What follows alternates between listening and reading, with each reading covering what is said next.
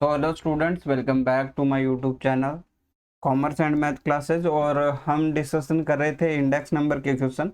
देखिए, जितने भी स्टूडेंट आप देख रहे हो, जितने भी क्वेश्चन को अंडरस्टैंड कर पा रहे हो, उनके लिए मैं यही कहूँगा कि आप जो एमसीक्यू क्लासेज है ना, वो ज़रूर से देखें। क्योंकि देखिए, कई बार क्या होता है कि हम हल्के में लेते हैं चीज़ों को, और हल्के में लेने का मतलब ये है कि आप वो चीज़ें मिस कर जाते हो जो इम्पोर्टेंट है एग्जाम के लिए। जैसे अगर मैं बात करूं 2019 के अंदर इन्वेस्टिगेटर के अंदर मैंने इंडेक्स नंबर के बहुत अच्छे क्वेश्चंस करवाए थे। इवन सारे कॉन्सेप्ट मैंने क्लियर करवाए थे, वो भी एक्सप्लेनेशन के साथ। वो क्वेश्चन थ्योरी के जो आपको किसी बुक्स में जल्दी से नहीं मिलते, है ना।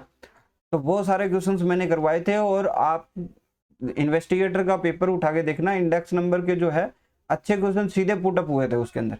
तो मैं इसलिए जो ज़्यादा से ज़्यादा क्वेश्चन करवाता हूँ, क्योंकि जो कहीं से क्वेश्चन बनते हैं, कहीं भी किसी भी एग्ज़ाम में आए हुए हैं, वो आपको कहीं डायरेक्ट मिल जाए तो आपको डायरेक्ट अप्रोच लगाने की ज़रूरत ना पड़े, है ना। तो आपको डायरेक्टली आप उनको क्वेश्चन को कर पाओ। ठीक है। अब मैं कोर्स के अंदर हमने जो है स्टैटिस्टिक्स कंप्लीट कर लिया और इंडेक्स नंबर का पहला चैप्टर भी कंप्लीट कर लिया। ठीक है। तो अब जो स्टैटिस्टिक्स है ना, उसके अंदर न्यूमेरिकल सीरीज चलाएंगे। हाँ, ठीक है। न्यूमेरिकल सीरीज चलेगी चैप्टर वाइज। जैसे हम पहले दूसरे चैप्टर में देखते हैं कि स्टैंडर्ड एरर क्या होता है, एक्चुअल माइनस जो आपका ए माइनस ई होता है। ठीक है। फिर रिलेटिव एरर क्या होता है, फिर उसमें अलग अलग जो है, जैसे कार्ल पियर्सन का जो है एरर क्या है ना। और बाउले का जो एरर है वो क्या है, वो अलग अलग फॉर्मूले हैं, उनको हम डिस्कशन करेंगे। तो अभी के लिए हम इन क्वेश्चंस के ऊपर डिस्कशन करते हैं। क्वेश्चन नंबर 11 देखिए, लेस्पे और पासे का मूल्य सूचकांक समय और उत्क्रमता परीक्षण पर खरा उतरते हैं। देखिए, समय पर तो खरा उतरता ही नहीं है। ठीक है। तो यहाँ पे तो ये क्वेश्चन ही रॉन्ग हो गया, लेकिन फिर भी मैं बता देता हूँ। इसमें जो है ना, आपका लास्पे का जो सूचकांक होगा वो बड़ा होगा पासे से। क्यों? क्योंकि जो लास्पे का जो सूचकांक है वो किस पे लेता है, बेस ईयर पे लेता है। तो ये क्या होता है कि ये जो ओवर एस्टिमेट करता है। ठीक है। ओवर एस्टिमेट किसको करता है? जैसे मान लीजिए कि कोई चीज 100 रुपए की है और आज वो 1500 रुपए की हो चुकी है, तो वो इस चीज को काउंट करता है। तो ये ओवर एस्टिमेट करता है, प्लस इन्फ्लेशन का ध्यान रखता है। तो इसको हम क्या कहते हैं, ये जो मतलब बाइसनेस के अंदर जो होता है, ये अपवर्ड होता है। ठीक है। अधोगामी सॉरी ऊर्ध्वगामी होता है। ठीक है। ये भी आपको ध्यान रखना है। क्यों? क्योंकि ये इन्फ्लेशन को ओवर एस्टिमेट करता है। कहने का मतलब है, जब आप बेस ईयर पे ले रहे हो, ठीक है, अगर आप करंट ईयर पे लेते हो तब ये इतना जो है प्रभावी नहीं होता। लेकिन लेस पे को हम बेस ईयर पे लेते हैं और पास से को हम करंट ईयर पे लेते हैं। ठीक है। अगर मैं टाइम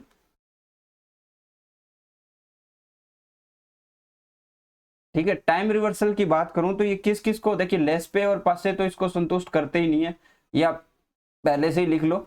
दूसरी बात, कौन कौन करते हैं, एक तो फीसर का करेगा। फीसर का आइडियल इंडेक्स है, जो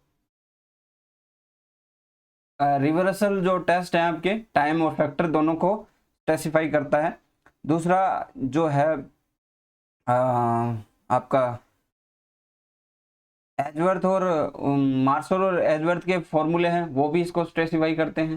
सेकंड, एक आपका weighted average of price relative है, वो भी करता है। साधारण गुणोत्तर माध्य वो भी करता है। तो ये जो सारे हैं वो टाइम जो रिवर्सल टेस्ट है आपका, उसको करते हैं। टीआरटी जो है इसको फॉलो करता है। नेक्स्ट देखिए, सूचकांक की कौन सी रीति औसत भार का प्रयोग करती है? किसका प्रयोग करती है?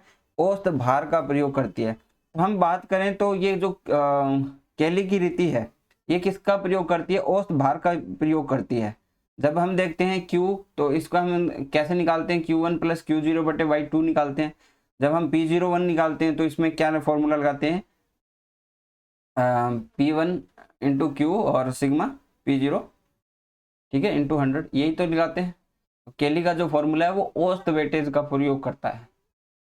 निम्नलिखित में से किस विधि आधार व चालू वर्ष की मात्रा का गुणोत्तर माध्य भार के रूप में प्रयोग किया जाता है?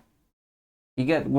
किस विधि को आधार और चालू वर्ष की मात्रा, तो यहाँ पे हम बात करें तो वोल्स का जो फॉर्मूला है आपको याद होना चाहिए। यहाँ पे हम वोल्ट्स का जो फॉर्मूला लिखते हैं तो क्या होता है Q0 into Q1 into P1, ये आपका आधार और चालू वर्ष हो गया, Q0 into Q1 into P0, ठीक है। इसका प्रयोग करते हैं हम, वोल्ट्स के फॉर्मूले की बात कर रहे हैं हम, ठीक है। सी ऑप्शन आपका सही हो जाएगा। लेस्पे सूत्र में अभिनीति, और अभिनीति का मतलब है यहाँ पे 22 की बात कर रहे हैं, तो ये लेस्पे में तो मैंने बताया ऊपर की ओर होती है, ठीक है, और पासे में अधोगामी होती है, क्योंकि ये करंट ईयर पे होता है। जब लेस्पे और पासे का आपको फॉर्मूले भी याद होने चाहिए, ठीक है। सूचकांक के निर्माण में सबसे उपयुक्त कौन सा है, तो गुणोत्तर माध्य, आइडियल इंडेक्स हम यूज करते हैं फीसर के अंदर, ठीक है। आगे बढ़ते हैं। देखिए ये जो क्वेश्चन है ना, ये इंपॉर्टेंट है, ये संगणक के अंदर आया हुआ है 2018 के अंदर, ठीक है। ऐसे थ्योरिकल जो क्वेश्चन है ना, उनको आपको थोड़ा सा लेना पड़ेगा। जैसे लेस्पे का अगर आप पूछ दे, चलो 22 का ये बता दिया ऊपर की और नीचे की ओर, आप एक तुक्का भी मार दोगे। अगर आपको पूछ ले कि क्यों, है ना, वाई, है ना, तब आपको नहीं समझ में आएगा। तो इसलिए जो चीजें हैं आपको डिटेल में पढ़नी पड़ेगी, मैं पहले ही बता रहा हूँ आपको। आगे बढ़ते हैं नेक्स्ट क्वेश्चन की तरफ। देखिए, यदि आप गेहूं के मूल्य के समय काल में तुलना करना चाहते हैं, मूल्य की तुलना करते हैं, तो सीधी सी बात है, मूल्य सूचकांक ही लेंगे। ये भी एक क्वेश्चन है ना, संगणक में आया था, देख लीजिए आप, कितना इजी क्वेश्चन है। तो लगभग जो है ना 25 में से 20 क्वेश्चन आप आराम से बना लोगे, अगर आपने अच्छे से पढ़ा भी है 1-2 बार, ठीक है। क्वेश्चन नंबर 17 देखिए क्या बोला हुआ है, वस्तुओं के उत्पादन, विक्रय और वितरण संबंधी क्रियाओं में होने वाले परिवर्तन के मापन के लिए कौन सा सूचकांक तैयार करेंगे। तो इसके लिए तो हमें, देखिए हम मात्रा की बात ही कर रहे हैं, तो हम मात्रा सूचकांक ही लेंगे, ठीक है, क्योंकि उत्पादन, विक्रय, वितरण, इसमें क्या है, मात्रा आएगी, प्राइस तो आएगा नहीं। चलिए, एक ये क्वेश्चन आया था संगणक 2018 के अंदर, फीसर के सूचकांक का मान ज्ञात करना था। यहाँ पे जैसे आपको यहाँ पे आधार वर्ष की कीमत दी हुई है, आधार वर्ष की कीमत दी हुई है, तो ये P0 हो गया, और ये आपका Q0 हो गया, ये आपका P1 और ये Q1, ठीक है, यही दिया हुआ है। अगर मैं बात करूं कि हमारा जो फॉर्मूला है वो क्या है, तो आप बोलोगे P01 is equal to geometric mean हो जाएगा L गुणा P का। अगर मैंने LP की बात करी तो आप बोलोगे L और P का जो फॉर्मूला है हम कैसे याद करें। मैंने कहा था कि हमें जो फॉर्मूला ऐसे याद करना है, अगर आप भूलो भी नहीं, अगर याद नहीं हो रहा है, तो L पहले आता है और P बाद में आता है, तो हमें लेना है 10, 11, और यहाँ से 0 से शुरू करना है, 0, 0 और 0, 1, ठीक है, यही फॉर्मूला रहेगा आपका, ठीक है। इंटू 100 होता है, तो वो ना बाहर आ जाएगा सीधा 0, 100, ठीक है, ये आपका बाहर आ जाएगा। क्यों, क्योंकि इसके अंदर भी 100 है और इसके अंदर 100 है, आपको पता है रूट है, तो दोनों में से एक बाहर आ जाएगा कॉमन। तो यहाँ पे P01 आपका वो फॉर्मूला होगा, वो क्या हो जाएगा, देखिए, सिग्मा P1 Q0, सिग्मा बटे क्या हो जाएगा, P0 Q0 into sigma P1 Q1 और सिग्मा P0 Q1। देखिए यहाँ पे आप देख रहे हो कि हम किसके ऊपर ले रहे हैं, करंट ईयर के अंदर। यहाँ पे हम जो है ना करंट ईयर का यूज कर रहे हैं, जब हमने बताया था कि यहाँ पे हम बेस ईयर का यूज करते हैं।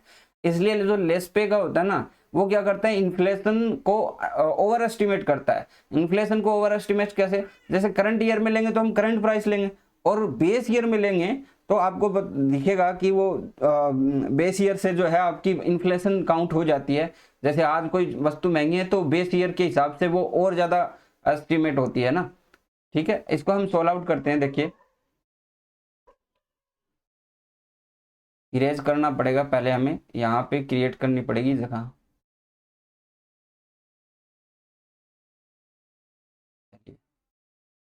देखिए, ये Q0 और P0 तो आपको समझ में आ ही जाएगा। यहाँ पे P0 Q0 P1 Q1, हमें जो पहले लेना है वो क्या निकालना है, P0 Q0 हम निकालते हैं, P0 और Q0। तो ये आपका जो रहेगा, यहाँ से अगर हम मल्टीप्लाई करें तो हमारा 400 आ जाएगा, यहाँ से 30, यहाँ से 20 आ जाएगा, यहाँ से 20 आ जाएगा, और यहाँ से हमारे पास कितना आ जाएगा, 40 आ जाएगा। तो ये 40, 40, 80, 110, 510 हो गया। तो मैं कहूँगा कि सिग्मा P0 Q0 आपका कितना है, 510 है। अब जो हमें निकालना है P1 Q1 और निकाल देते हैं, आसान रहेगा यहाँ से। तो ये तो हो गया 1200, ठीक है, ये हो गया 60, ये हो गया 50, ये 40 और ये 150।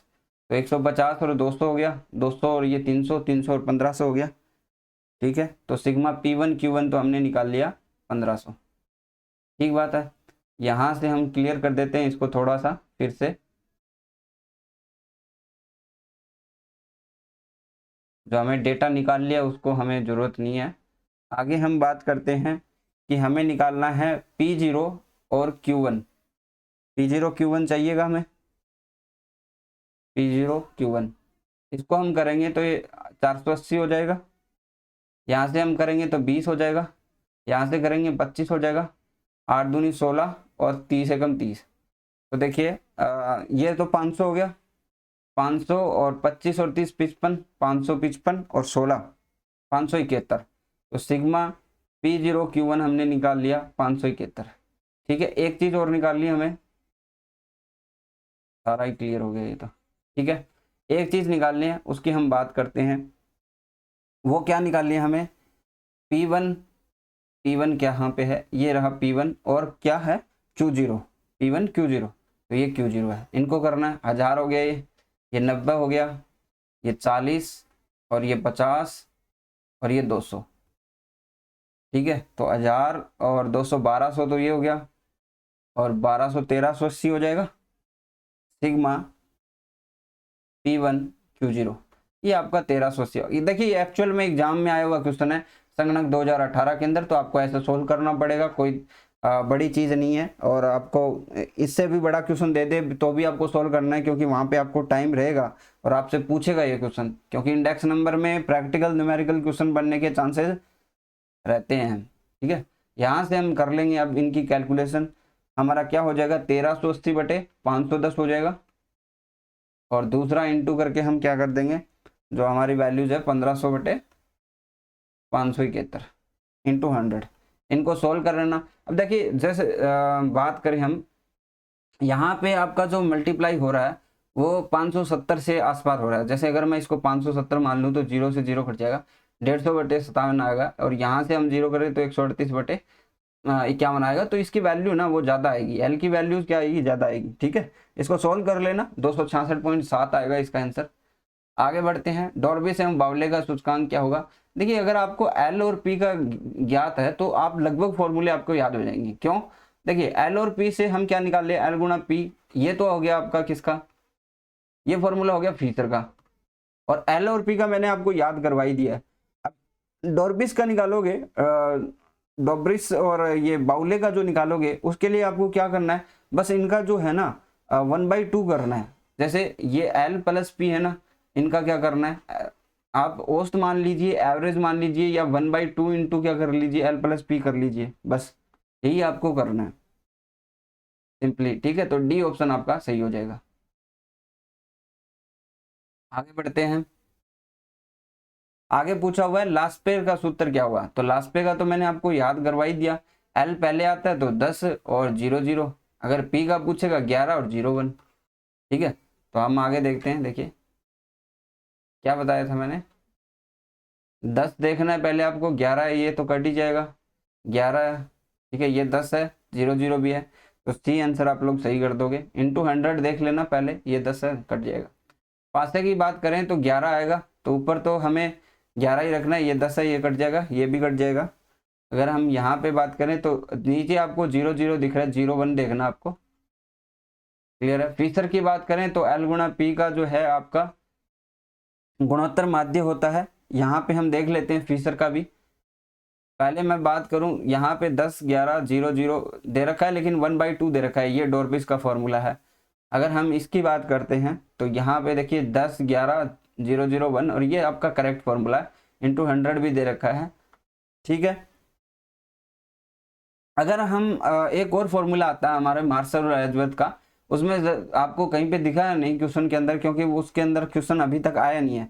फिर भी आपको थोड़ा बहुत तो है ना याद रखना चाहिए कि जो फॉर्मूला है वो क्या है। ऊपर वाली वैल्यू जो है ना वो एड ऑन हो जाएगी, 10 प्लस 11 हो जाएगा, 10 प्लस ऊपर वाला 11 हो जाएगा, और 0 0 प्लस 0 1 ये अलग से हो जाएगा। ठीक है, इंटू 100 आपको करना ही है। तो मैं अगर इसको फॉर्मूले के रूप में लिखूंगा तो आप बोलोगे P1 Q0 plus sigma P1 Q1 बटे क्या हो जाएगा, sigma P0 Q0 plus sigma P0 Q1। ठीक है, ये आपका हो गया, और इंटू आप 100 कर दो, ये आपका हो गया मार्शल एजवर्थ का। ठीक है, क्लियर है, यहाँ तक कोई दिक्कत नहीं है। फिशर के सूचकांक में ऊपरी अभिनीति होती है, नीचे की अभिनीति अभिनीति से स्वतंत्र होता है।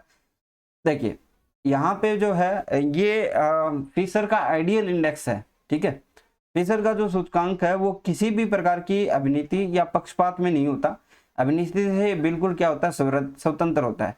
क्योंकि हम यहाँ पे एल और पी का जो लेते हैं गुणोत्तर माध्य, उसकी वजह से ये संतुष्ट होता है। क्यों? क्योंकि देखिए एक में हम ओवर एस्टिमेट करते हैं, एक में अंडर एस्टिमेट करते हैं, इसलिए ये जो है ना अभिनीति से स्वतंत्र होता है। क्योंकि एल के अंदर हमें पता है कि हम इन्फ्लेशन को बढ़ावा दे रहे हैं, ओवर एस्टिमेट कर रहे हैं, जबकि हम पासे के अंदर जो है इन्फ्लेशन को काउंट नहीं करते हैं, अंडर एस्टिमेट करते हैं। तो इस वजह से जो है ना ये फॉर्मूला आपका बाइसनेस से फ्री हो रहता है ना। कौन सी विधि भारित समूही सूचकांकों की गणना में प्रयुक्त नहीं होती? ये जो क्वेश्चन है ना, ये लास्ट वाला क्वेश्चन, ये इन्वेस्टिगेटर 2019 के अंदर आया था।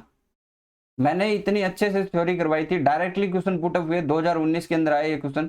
ठीक है, और ये भी आपका 2019 के अंदर इन्वेस्टिगेटर के अंदर आया। इन्वेस्टिगेटर बेसिकली आपको बता दूं कि स्टैटिस्टिक्स का यही फॉर्मेट रहता है उसके में अंदर। ठीक है, उसके अंदर थोड़ी सी वैकेंसी कम आई थी लास्ट टाइम जब आया थी ये वैकेंसी। इसकी हम बात करें तो भारित समूही सूचकांकों की गणना में जो विधियों का प्रयोग किया जाता है, इसमें कीमत सापेक्ष सरल माध्य विधियों का प्रयोग किया जाता है। ठीक है, तो इसमें सभी विधियों का प्रयोग कर सकते हैं हम। कीमत सापेक्ष सरल विधियों का प्रयोग करते हैं। आगे बढ़ते हैं नेक्स्ट क्वेश्चन की तरफ। क्वेश्चन नंबर 25, ये भी 2019 के अंदर आया इन्वेस्टिगेटर के अंदर। लास्पे और पास्टे के सूचकांक का समांतर माध्य होता है। तो मैंने L+P/2 भी बताया था आप लोगों को जब मैंने अभी रिसेंटली अभी जो क्वेश्चन सॉल्व किया हमने।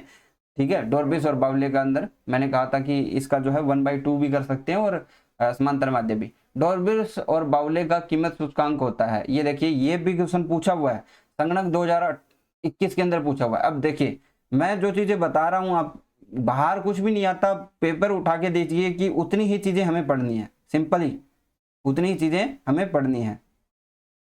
डॉर्बिस और बावले का देखिए ये 2000 इन्वेस्टिगेटर के अंदर 2019 के अंदर आया, उसकी ही परिभाषा चेंज करके हमें क्या पूछ लिया कि इसमें क्या है 2021 के अंदर समांतर माध्य L+P/2। यही तो बात है। लेस्पेर का सूचकांक आधारित है, किस पे आधारित होता है? लेस्पेर का जो सूचकांक होता है वो आधार वर्ष की मात्राओं पे आधारित होता है। मैंने कहा कि जो लेस्पेर का सूचकांक है वो बेस ईयर पे आधारित होता है, इसकी वजह से वो क्या है, ओवर एस्टिमेट करता है, इन्फ्लेशन को एड ऑन करता है। तो आधार वर्ष की मात्राएं हो गई। पासे का जो सूचकांक होता है वो किसके ऊपर आधारित होता है? चालू वर्ष की मात्राओं के आधार पर। अब ये सोचिए कि अभी किसी चीज का प्राइस 100 रुपए, तो वो 100 रुपए ही रखेगा। तो क्या वो इन्फ्लेशन को काउंट कर रहा है? नहीं कर रहा। क्या वो ओवर एस्टिमेट अंडर एस्टिमेट करता है वो प्राइस को? ठीक है, जबकि हम इसको अगर मान लीजिए कि कोई चीज थी अभी 100 रुपए की, मान लीजिए बेस ईयर 2011 का ले रखा आपने, वो 100 रुपए की, अभी उस चीज को बोलोगे तो आप कम से कम 180, 90, 200 रुपए तो मिलेगा।